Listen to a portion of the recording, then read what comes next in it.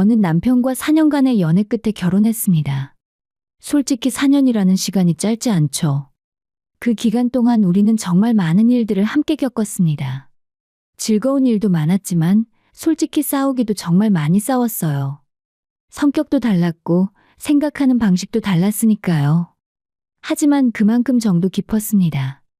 함께 웃고 울며 쌓아왔던 추억들, 서로를 이해하려 노력했던 시간들이 있었기에 저는 이 사람과의 결혼을 결심했습니다. 남편은 연애할 때 정말 좋은 사람이었어요. 유쾌하고 다정했죠. 제가 힘들어할 때면 옆에서 위로해주고 함께 있으면 웃음이 끊이지 않았습니다. 저는 진심으로 믿었습니다. 이 사람과 함께라면 어떤 어려움도 이겨낼 수 있을 거라고요. 결혼식 날, 저는 정말 행복했습니다. 드디어 사랑하는 사람과 가정을 꾸리게 되었다는 사실이 꿈만 같았습니다. 하지만 신혼의 달콤함은 그리 오래가지 못했습니다. 결혼 후 얼마 지나지 않아 남편의 모습은 제가 알던 그 사람과는 점점 달라지기 시작했습니다. 아니, 어쩌면 달라진 게 아니라 원래 이런 사람이었는데 연애할 때는 숨기고 있었던 걸지도 모르겠습니다. 연애할 때는 보이지 않던 면들이 하나둘씩 드러나기 시작했죠. 처음에는 정말 사소한 것들이었습니다. 아침에 일어나는 시간, 씻는 순서, 밥 먹는 속도 같은 것들이요. 하지만 이런 사소한 차이들이 모이고 쌓이면서 점점 큰 갈등으로 번져갔습니다. 사소한 생활 습관부터 의견 충돌, 가사 분담 문제까지 정말 모든 것에서 우리는 부딪혔습니다. 유리야, 이거 이렇게 하는 게 더 편한데. 남편이 자신의 방식대로 뭔가를 하면서 말했습니다. 아니야, 그렇게 하면 나중에 더 불편해. 이렇게 해야 효율적이야. 저는 기싸움이 아닌 단지 좀 더 나은 방법을 알려주려 했습니다. 에이, 별거 아닌 거 가지고 왜 그래? 그냥 편한 대로 하면 되지. 꼭 네 방식대로만 해야 되냐? 남편은 짜증 섞인 목소리로 대꾸했습니다. 남편은 언제나 자신의 방식이 옳다고 생각했어요. 제 의견을 진지하게 듣기보다는 자신의 입장을 정당화하는 데만 급급했죠. 마치 제가 트집을 잡는 사람처럼 느껴지게 만들었습니다. 저는 그저 더 나은 방법을 제안한 것뿐인데 남편은 그걸 자신에 대한 공격으로 받아들이는 것 같았습니다. 저는 결혼이란 말로 일일이 표현하지 않아도 서로를 배려하고 맞춰가는 것이라고 믿었어요. 사랑하는 사람이니까 상대방이 불편해하는 걸 알면 자연스럽게 고치려고 노력하는 게 당연한 거라고 생각했죠. 하지만 남편에게 배려란 개념은 존재하지 않는 것 같았습니다. 아니, 정확히는 자기 편한 대로 사는 게 최고라는 생각만 가득했던 거죠. 처음 몇 주는 적응 기간이겠지 라고 생각하며 참았습니다. 서로 다른 환경에서 자란 사람들이 한 공간에서 살려면 당연히 시간이 필요하니까요. 서로의 습관을 이해하고 맞춰가는 데는 어느 정도 시간이 걸린다는 걸 저도 알고 있었습니다. 그래서 인내심을 가지고 기다렸어요. 하지만 한 달이 지나고 두 달이 지나고 석 달이 지나도 상황은 나아지지 않았습니다. 오히려 더 악화되었죠. 남편은 제 말을 들은 척만 하고 행동은 전혀 바꾸지 않았습니다. 똑같은 문제로 똑같은 이야기를 반복하는 게 너무 지쳐갔어요. 오늘 저녁은 뭐 먹을까? 저는 퇴근 후 지친 몸을 이끌고 부엌 앞에 서서 남편에게 물었습니다. 아무거나 네가 알아서 해. 소파에 누워 핸드폰만 보던 남편이 대충 대답했습니다. 같이 정하자. 우리 둘 다 먹는 건데. 뭐 먹고 싶은 거 없어? 저는 함께 정하고 싶었습니다. 저 혼자 결정하는 게 아니라요. 귀찮아. 그냥 네가 먹고 싶은 거 해. 난 다 괜찮으니까. 남편은 여전히 핸드폰에서 눈을 떼지 않았습니다. 결국 제가 메뉴를 정해서 요리를 했습니다. 그런데 막상 밥상을 차려놓으니까 남편이 한마디 했습니다. 아, 된장찌개야? 나 아까 낮에도 먹었는데 다른 거 없어? 순간 화가 치밀어 올랐습니다. 본인은 메뉴 정하는 것도 귀찮다고 하면서 막상 차려놓으니 불평을 하는 거였습니다. 이런 일이 한두 번이 아니었어요.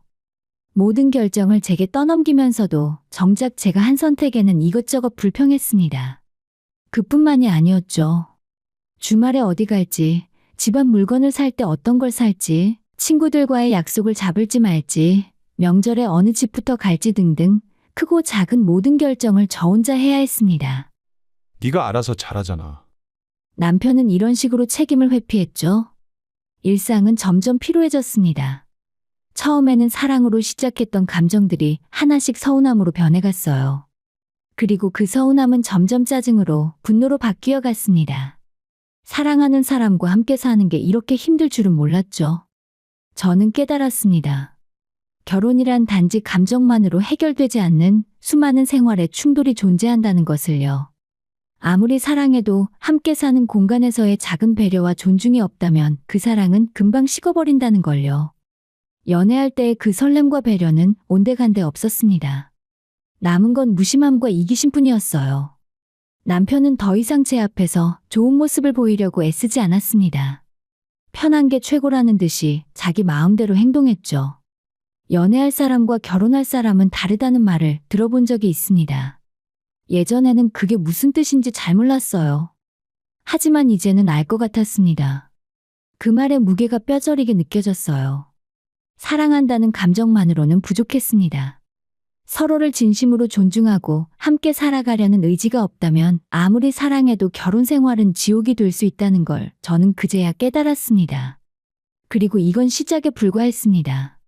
앞으로 제가 겪게 될 일들에 비하면 이 정도는 정말 아무것도 아니었으니까요. 결혼 생활이 계속되면서 저는 점점 더 지쳐갔습니다. 문제는 큰 사건이 아니라 매일매일 반복되는 사소한 일들이었어요. 그 작은 것들이 쌓이고 쌓여서 결국 저를 무너뜨리고 있었죠. 가장 먼저 눈에 띈 건 남편의 양말 버리는 습관이었습니다. 남편은 집에 들어오면 양말을 아무데나 벗어 던졌어요.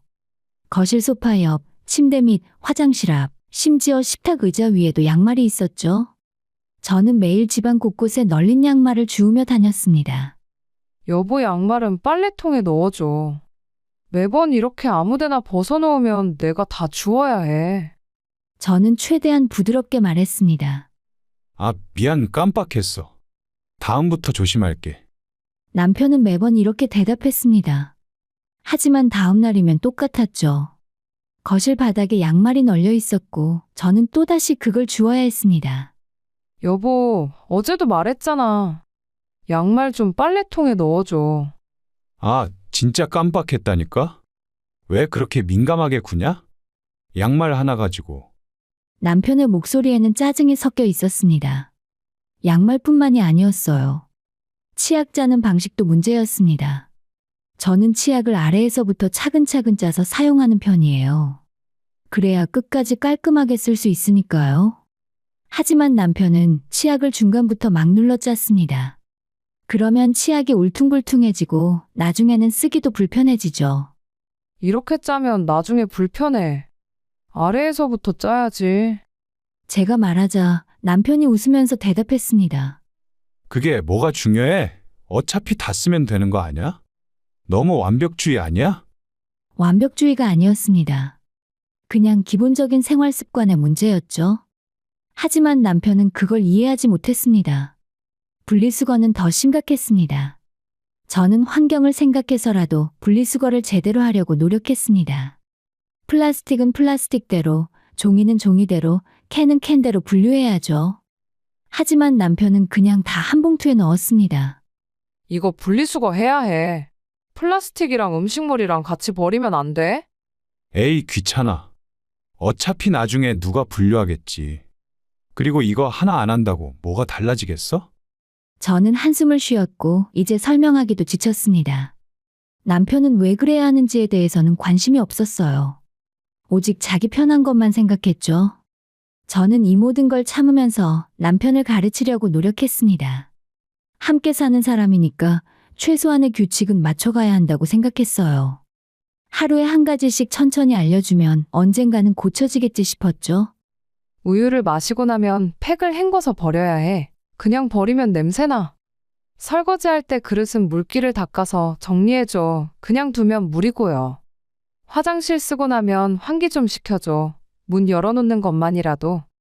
저는 정말 친절하게 차근차근 설명했지만 남편의 반응은 언제나 똑같았습니다. 귀찮아. 그게 뭐가 중요해? 알았어. 나중에 할게. 그냥 네가 하면 안 돼. 어차피 네가 더 잘하잖아. 특히 마지막 말이 가장 화가 났습니다. 어차피 네가 더 잘하잖아. 라는 말로 모든 책임을 저에게 떠넘기는 거였어요. 제가 잘해서가 아니라 남편이 안 하니까 제가 할 수밖에 없는 건데 말이죠. 결국 집안일은 모두 제 몫이 되었습니다. 청소와 빨래, 설거지와 요리, 분리수거와 장보기까지 모든 게 제 책임이었고 남편은 손 하나 까딱하지 않았습니다. 아니, 정확히는 까딱하는 척만 했죠. 저는 까다로운 게 아니었습니다. 그냥 기본적인 것들을 요구한 것뿐이었는데 남편은 그걸 트집 잡는 거라고 생각했어요. 그렇게 몇 번 시도하다가 저는 포기했습니다. 남편에게 뭘 시키면 결국 제가 다시 해야 했어요. 차라리 처음부터 제가 하는 게 속 편했죠. 남편도 그걸 알고 있었을 겁니다. 대충대충 하면 결국 제가 다시 할 거라는 걸요. 남편은 가사노동을 단순한 역할로 치부했습니다. 그건 여자가 하는 일이고 자기는 돈을 버니까 집안일은 안 해도 된다는 식이었죠. 나도 일하고 들어오는데 왜 집안일을 내가 다 해야 해? 제가 항의하자 남편이 말했습니다. 너가 요리 좋아하잖아. 요리 잘하는 사람이 하는 게 맞지 않아? 설거지는? 청소는? 빨래는? 그것도 내가 좋아해서 하는 거야. 어차피 네가 더 잘하잖아. 나는 서툴러서 제대로 못하는데 뭐. 서툰 게 아니라 안 하는 거잖아. 하다 보면 늘어. 귀찮아. 그리고 솔직히 집안일 좀 하는 게 뭐가 힘들다고 그래? 나는 밖에서 일하면서 얼마나 스트레스 받는데. 저도 일을 했습니다. 저도 밖에서 스트레스 받으며 일하고 들어왔습니다. 그런데 집에 오면 또 다른 일이 기다리고 있었죠. 남편은 집에 오면 소파에 누워 쉬었지만 저는 쉴 틈이 없었습니다. 가정은 함께 만드는 공간이어야 한다고 생각했어요. 두 사람이 함께 사는 집인데 한 사람만 모든 걸 책임지는 건 불공평했죠. 하지만 남편은 동반자가 아니라 소비자로 군림했습니다. 집에서 제공되는 서비스를 당연하게 받는 손님처럼 행동했죠. 어차피 네가 더 잘하잖아. 이 말이 저를 가장 무력하게 만들었습니다. 제가 잘해서가 아니라 남편이 안 하니까 제가 할 수밖에 없는 건데 그걸 마치 제 능력인 것처럼 제가 좋아서 하는 것처럼 포장하는 거였습니다. 저는 점점 더 외로워졌어요. 결혼 생활 속에서 저만 홀로 남은 느낌이었습니다. 남편과 함께 사는 것 같지 않았어요. 마치 혼자 사는데 짐만 하나 더 늘어난 기분이었죠. 아니, 짐보다 더 힘들었습니다. 짐은 제자리에 가만히 있기라도 하지. 남편은 계속해서 집을 어지럽혔으니까요. 그렇게 몇 달이 흘렀습니다. 저는 지쳐갔고 남편에 대한 사랑은 점점 식어갔어요. 그리고 이 모든 게 단지 시작에 불과하다는 걸 그때는 미처 몰랐습니다. 결혼한 지 6개월쯤 지났을 어느 날 남편이 퇴근하면서 말했습니다. 유리야, 우리 엄마가 이번 주말에 우리 집에 오신대. 뭐? 갑자기? 응, 우리 신혼집도 구경하고 싶으시대. 2박 3일 정도만 계시고 가실 거야. 저는 순간 당황했지만 거절할 이유는 없었습니다. 시어머니가 신혼집을 보러 오신다는데 마다할 수는 없었죠. 게다가 2박 3일이면 짧은 기간이니 충분히 할 수 있을 것 같았습니다. 그래, 알았어. 그럼 내가 준비 좀 해놔야겠다. 저는 주말 동안 집을 깨끗하게 청소했어요. 구석구석 먼지 하나 없이 닦아냈고 침구도 새로 빨았습니다. 시어머니가 주무실 방도 정리하고 냉장고도 장을 봐서 채웠죠. 처음 오시는 거니까 좋은 인상을 드리고 싶었습니다. 금요일 저녁 시어머니가 도착하셨고 저는 현관에서 밝은 미소로 맞이했습니다. 어머님 어서 오세요. 오시느라 힘드셨죠? 아이고, 우리 며느리. 그래, 오랜만이네. 시어머니는 집안을 둘러보시더니 고개를 끄덕이셨습니다. 집이 깔끔하네. 우리 며느리가 살림을 잘하나 보구나. 감사합니다. 편히 쉬세요. 첫날은 괜찮았습니다. 저는 정성껏 저녁을 준비했고 시어머니는 맛있게 드셨어요. 식사 후에는 거실에서 함께 TV를 보며 이야기를 나눴죠. 남편도 평소보다 부쩍 밝아 보였습니다. 토요일에는 시어머니를 모시고 근처 관광지를 안내했어요. 남편은 회사 일이 있다며 나가버렸고 저 혼자 시어머니를 모셨죠. 카페에도 가고 예쁜 공원도 구경했습니다. 시어머니는 좋아하시는 것 같았어요. 유리야, 너 덕분에 좋은데 구경 많이 했다. 고맙다. 아니에요, 어머님. 즐거우셨다니 다행이에요. 일요일이 되었고 원래 계획대로라면 시어머니가 돌아가실 날이었죠. 저는 아침 일찍 일어나서 시어머니 좋아하시는 음식으로 아침을 준비했습니다.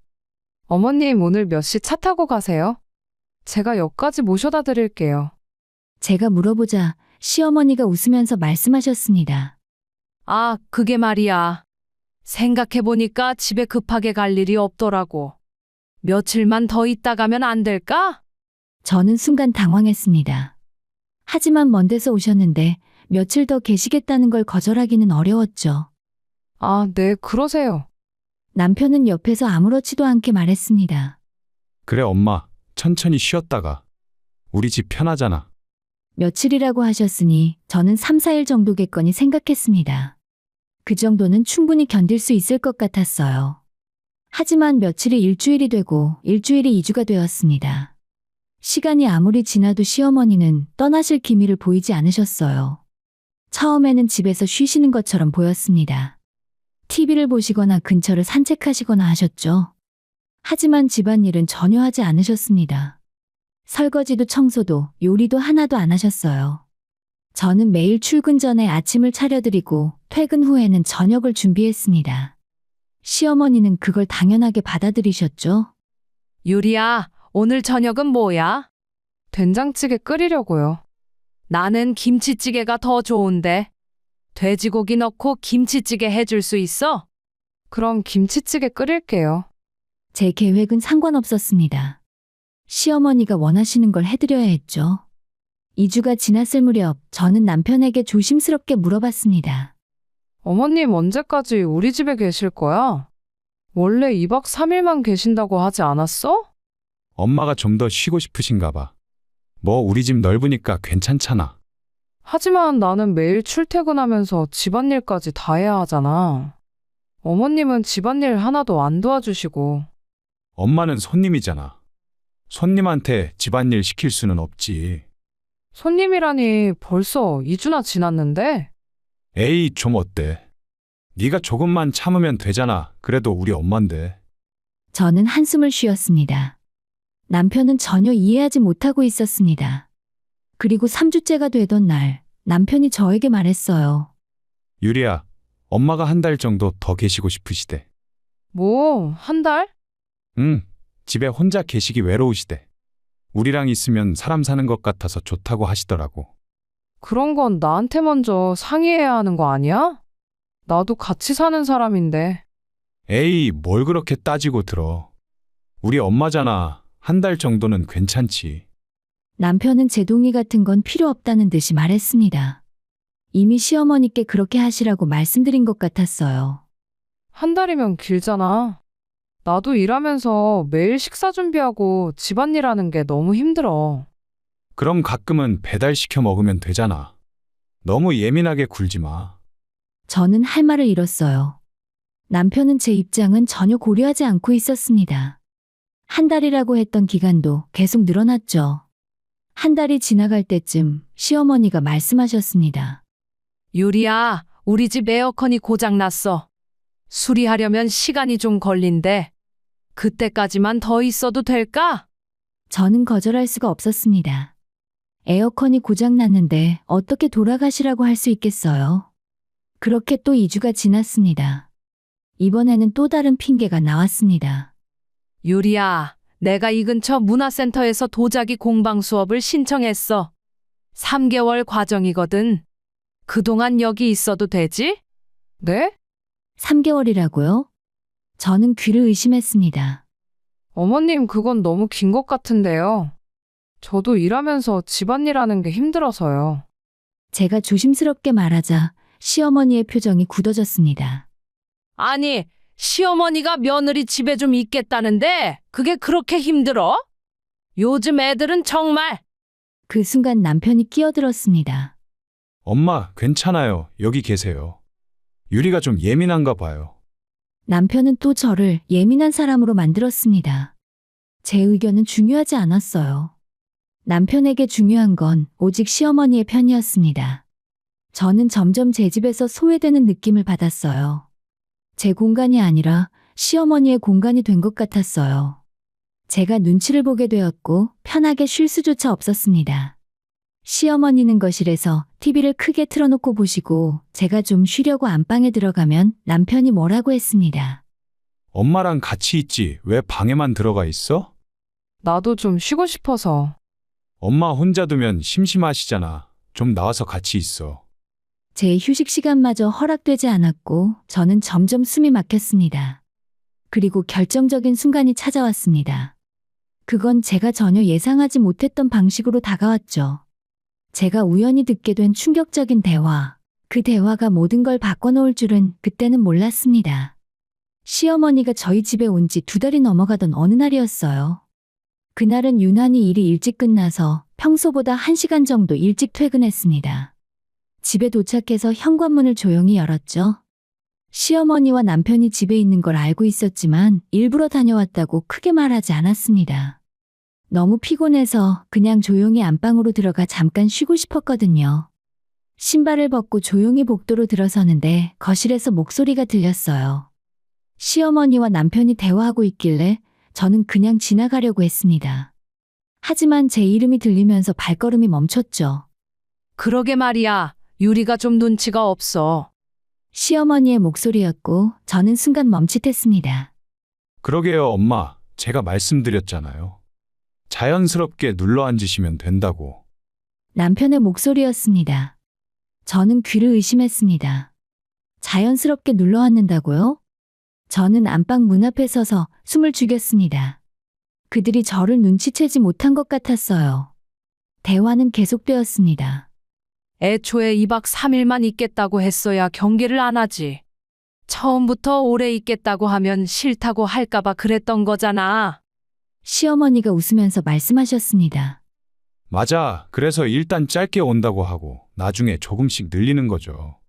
뭐 이제는 거의 다 된 것 같은데요? 그래, 이제 슬슬 아예 같이 살자고 해볼까? 어차피 내 집도 좁고 낡아서 여기가 훨씬 좋잖아. 좋죠. 근데 유리가 좀 불편해하는 것 같던데. 남편의 목소리에는 약간의 망설임이 있었지만 시어머니의 대답은 단호했습니다. 에이, 며칠 지나면 적응해. 요즘 애들은 너무 자기 중심적이야. 시어머니랑 같이 사는 게 뭐가 이상해? 옛날에는 다 그렇게 살았어. 그러게 유리가 좀 이기적인 면이 있어요. 남편이 어머님의 말에 동조했고 저는 그 말을 듣자 온몸에 소름이 돋았습니다. 이기적이라고요? 2달 넘게 매일 아침 저녁 식사 준비하고 청소하고 빨래하면서 한마디 불평도 안 했는데 제가 이기적이라고요? 그리고 요즘 며느리들은 시어머니를 너무 무시해. 우리 때는 시어머니 말씀이 법이었는데. 엄마 말씀이 맞아요. 제가 좀 더 단호하게 말할게요. 그래, 넌 남편이잖아. 네가 확실하게 주도해야 해. 여자들은 원래 따라오게 돼 있어. 저는 더 이상 듣고 싶지 않았습니다.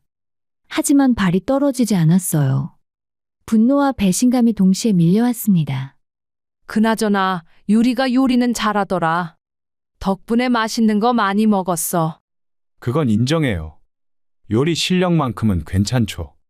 그들은 제가 해준 음식을 먹으면서도 뒤에서는 이런 이야기를 하고 있었던 겁니다. 저를 이용만 하고 있었던 거죠. 근데 아들아, 확실하게 못 박아야 해. 이번 주말에 내가 정식으로 같이 살자고 말할 테니까 넌 무조건 내 편 들어줘야 해. 당연하죠, 엄마. 걱정 마세요. 저는 그 말을 듣고 더 이상 참을 수 없었어요. 조용히 안방으로 들어가서 문을 닫았습니다. 그리고 침대에 주저앉았어요. 손뿐만 아니라 몸 전체가 떨렸습니다. 분노인지 슬픔인지 배신감인지 알 수 없는 감정들이 한꺼번에 밀려왔어요. 자연스럽게 눌러앉는다. 처음부터 계획이었다. 유리는 눈치가 없다. 그 말들이 머릿속에서 맴돌았습니다. 저는 바보였어요. 시어머니가 정말로 에어컨이 고장나서 공방 수업 때문에 계시는 줄 알았어요. 하지만 전부 거짓말이었습니다. 처음부터 오래 머물 계획이었고 나중에는 아예 같이 살 생각이었던 거죠. 그리고 남편은 저와 상의도 없이 시어머니와 함께 이 모든 걸 계획했습니다. 저를 배려한 적이 단 한 번도 없었어요. 제 의견 따위는 중요하지 않았던 겁니다. 저는 그날 밤 남편에게 아무 말도 하지 않았어요. 시어머니께도 평소처럼 저녁을 차려드렸어요. 하지만 속으로는 결심하고 있었습니다. 이대로는 안 되겠다고요. 주말이 되었습니다. 시어머니가 예고했던 그날이 왔죠. 저녁 식사를 마치고 시어머니가 말문을 열었습니다. 유리야, 내가 할 말이 있어. 저는 이미 무슨 말을 하실지 알고 있었습니다. 내가 여기 와서 지내다 보니까 참 좋더라고. 우리 집은 좁고 외로운데 여기는 너희랑 같이 있으니까 훨씬 좋아. 그래서 말인데 아예 여기서 같이 살면 안 될까? 남편이 옆에서 거들었습니다. 나도 그게 좋을 것 같아. 엄마 혼자 계시는 것보다 우리랑 같이 계시면 서로 좋잖아.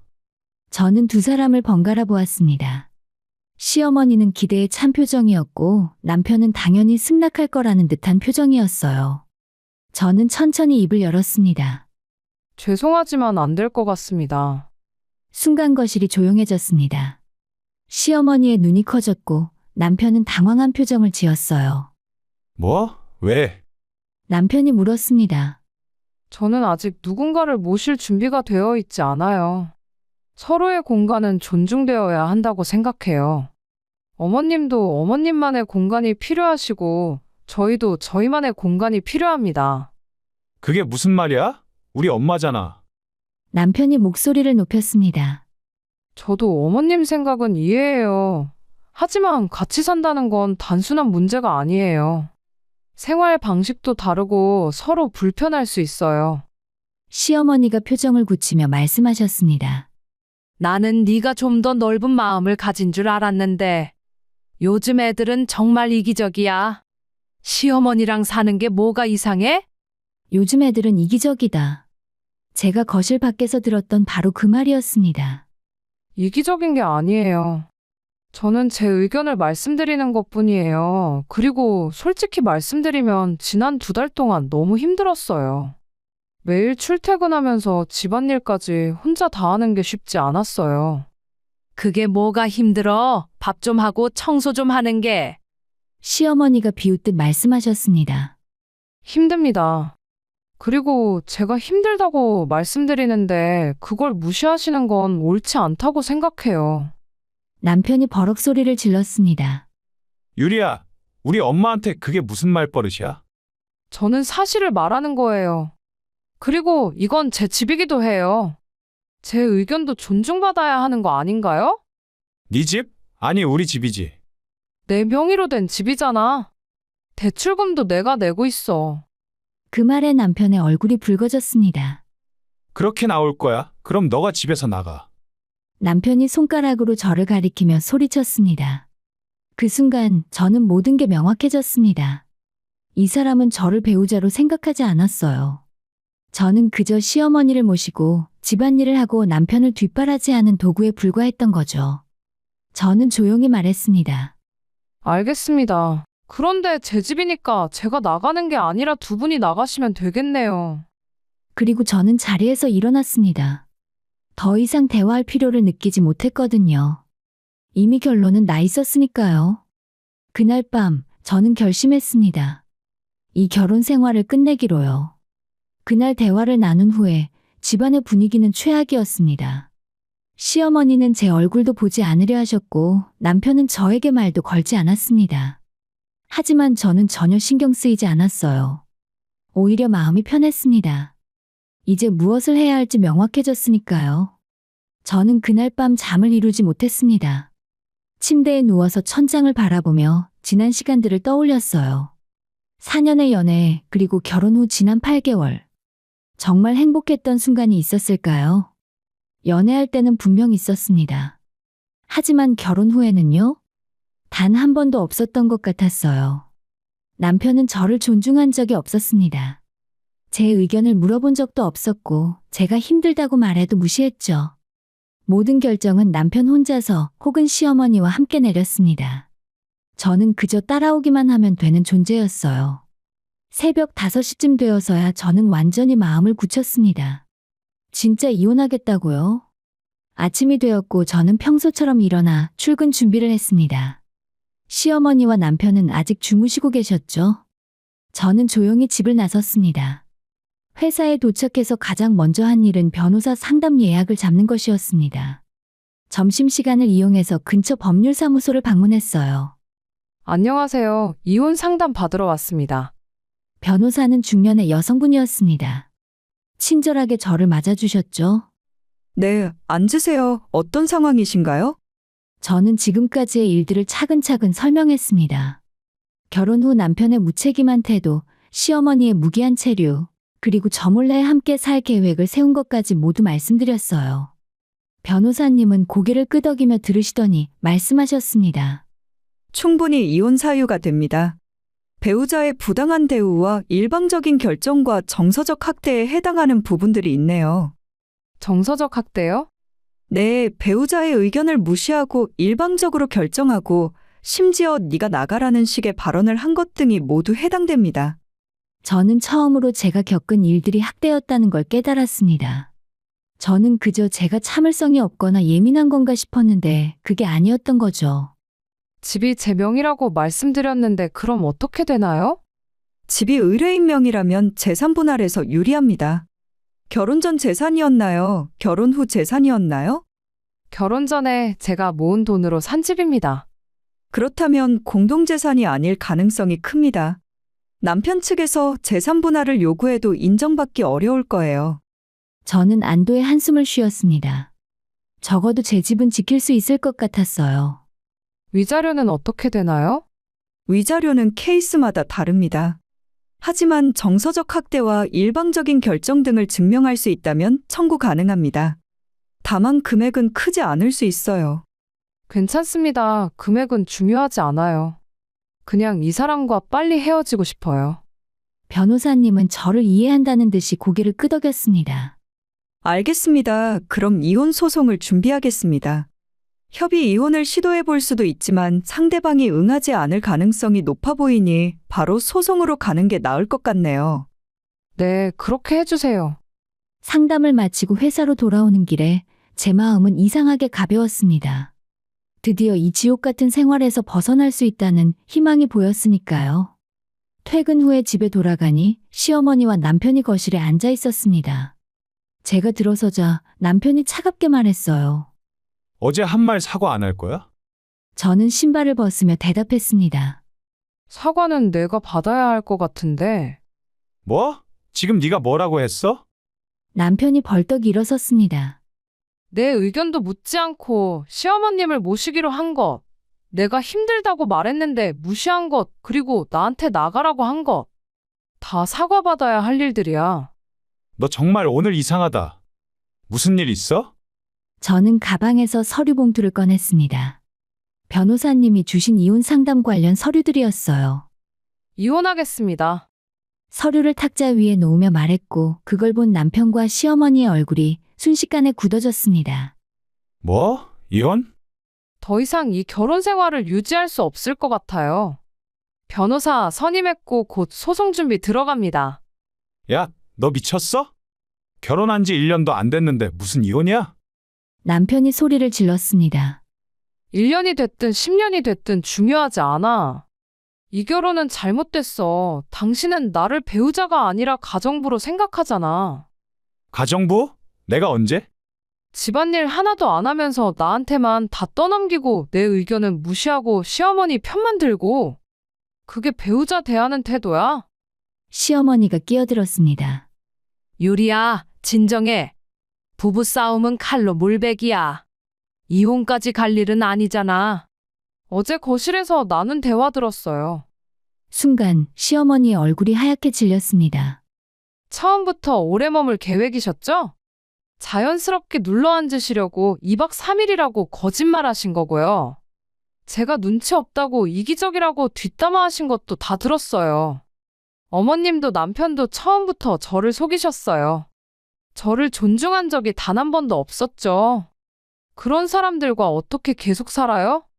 남편이 버럭 소리쳤습니다. 그래, 이혼하자.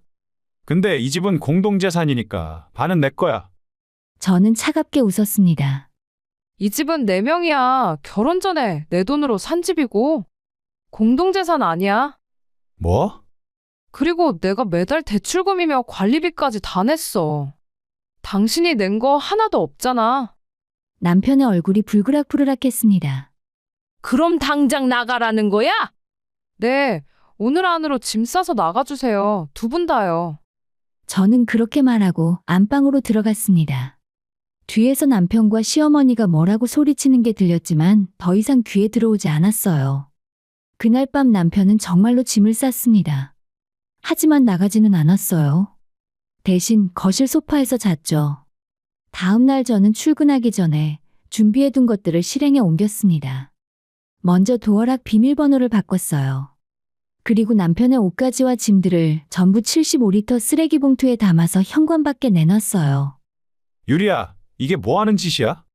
남편이 소리쳤지만 저는 개의치 않았습니다. 오늘까지 가지 않으시면 진짜 경찰 부르겠습니다. 이건 제 집이고 당신들은 이제 불법 침입자예요. 너 정말 끝까지 이럴 거야? 할 말 있으면 변호사 통해서 연락하세요. 저는 그렇게 말하고 출근했습니다. 그날 퇴근해서 집에 돌아왔을 때 현관 앞에 짐들은 사라져 있었습니다. 남편과 시어머니도 없었고요. 집은 조용했습니다. 텅 빈 것 같으면서도 동시에 자유로웠어요. 저는 소파에 앉아서 깊은 한숨을 쉴 수 있었어요. 드디어 끝났습니다. 아니, 이제 시작이었죠. 새로운 삶의 시작이요. 변호사님을 통해서 이혼 소송을 진행했습니다. 남편은 처음에는 거부했지만 증거들이 명확했고 제 집이라는 것도 증명되면서 결국 받아들일 수밖에 없었습니다. 재판 과정은 몇 달이 걸렸지만 저는 후회하지 않았어요. 매일 법원에 가는 것도 변호사와 상담하는 것도 힘들었지만 견딜만 했어요. 남편과 함께 사는 것보다는 훨씬 나았으니까요. 그리고 마침내 이혼 판결이 났습니다. 재산 분할은 인정되지 않았고 위자료는 소액만 인정되었어요. 하지만 그것만으로도 충분했습니다. 이혼이 완전히 성립된 날, 저는 법원 계단을 내려오며 깊은 숨을 들이마셨습니다. 공기가 다르더라고요. 같은 하늘, 같은 바람이었지만 전혀 다르게 느껴졌어요. 남편은 마지막 순간까지 연락을 시도했습니다. 문자 메시지가 수없이 왔죠. 유리야, 다시 한번 생각해보자. 내가 잘못했어. 용서해줘. 엄마도 미안하다고 하셔. 다시 시작하자. 하지만 저는 단 한 번도 답장하지 않았습니다. 이미 끝난 일이었으니까요. 그 사람과 나눌 대화는 더 이상 없었습니다. 이혼 후 몇 달이 지났어요. 사람들은 제게 물었습니다. 힘들지 않아? 외롭지 않니? 후회도 안 돼? 저는 자신 있게 대답할 수 있었습니다. 전혀요. 오히려 혼자 사는 게 훨씬 편했습니다. 아침에 일어나서 제가 먹고 싶은 걸 먹고 집안일도 제 페이스대로 하고 주말에는 제가 가고 싶은 곳에 가고 누구 눈치 볼 필요 없이 제 마음대로 살 수 있다는 게 이렇게 행복한 일인지 처음 알았습니다. 집에 돌아오면 아무도 없어요. 거실에 아무렇게나 벗어놓은 양말도 없고 설거지 안 된 그릇도 없고 제 의견을 무시하는 사람도 없습니다. 그저 조용하고 깨끗한 제 공간이 있을 뿐이죠. 어떤 사람들은 말했습니다. 그래도 결혼은 해야 하는 거 아니야. 혼자 늙으면 외로워. 아직 젊으니까 다시 만나봐. 저는 그런 말들에 더 이상 흔들리지 않습니다. 결혼이 꼭 해야 하는 건 아니에요. 그리고 혼자라고 외로운 게 아닙니다. 오히려 잘못된 사람과 함께 있을 때가 더 외로웠어요. 다음에 누군가를 만나게 될까요? 모르겠습니다. 어쩌면 만날 수도 있고 어쩌면 평생 혼자 살 수도 있죠. 하지만 확실한 건 다시는 저를 존중하지 않는 사람과 함께하지 않을 거라는 겁니다. 저는 이제 알아요. 혼자인 것이 둘이서 불행한 것보다 훨씬 낫다는 걸요. 이혼은 실패가 아닙니다. 잘못된 선택을 바로잡는 용기가 필요한 거죠. 지금 저는 행복합니다. 진심으로요. 그리고 이제 저는 저를 위해 살아갑니다. 그게 바로 제가 원했던 삶입니다.